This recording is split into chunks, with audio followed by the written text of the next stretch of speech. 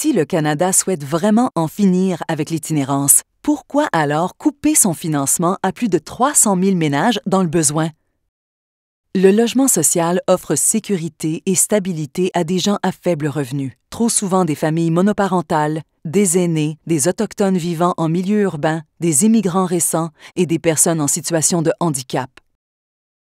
Dans les grandes villes ou les petites communautés, le logement social demeure le moyen le plus abordable de se loger convenablement. Sauf que son taux d'inoccupation est pratiquement de zéro, avec des listes d'attente constituées de dizaines de milliers de personnes.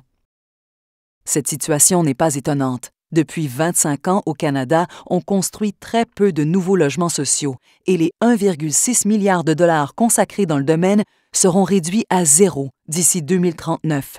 Ces décisions ont été prises malgré l'accroissement de la population et des besoins. En innovant et en trouvant de nouvelles sources de financement, plusieurs communautés parviennent pour l'instant à garantir un logement à leurs locataires les plus vulnérables.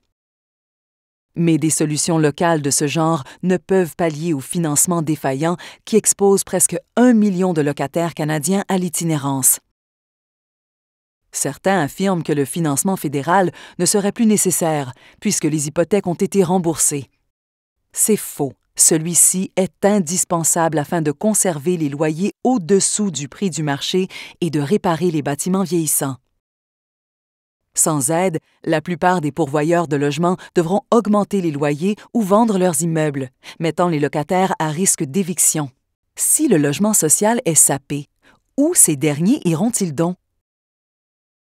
L'instabilité résidentielle rend difficile de se trouver un emploi et de le conserver. Elle fait obstacle au développement des enfants et à leur épanouissement. Elle entrave quiconque dans ses démarches pour améliorer ses conditions de vie. Si nous souhaitons réellement éradiquer l'itinérance, on ne peut raisonnablement cesser d'investir dans le logement social. Les Canadiens ont un urgent besoin de réinvestissement fédéral afin de construire de nouveaux logements sociaux, réparer et entretenir le parc d'immeubles existants, soutenir financièrement les individus et leur octroyer l'aide dont ils ont besoin pour rester logés. Abordez la campagne « Un toit pour tous » avec votre député. Faisons du logement abordable un enjeu électoral.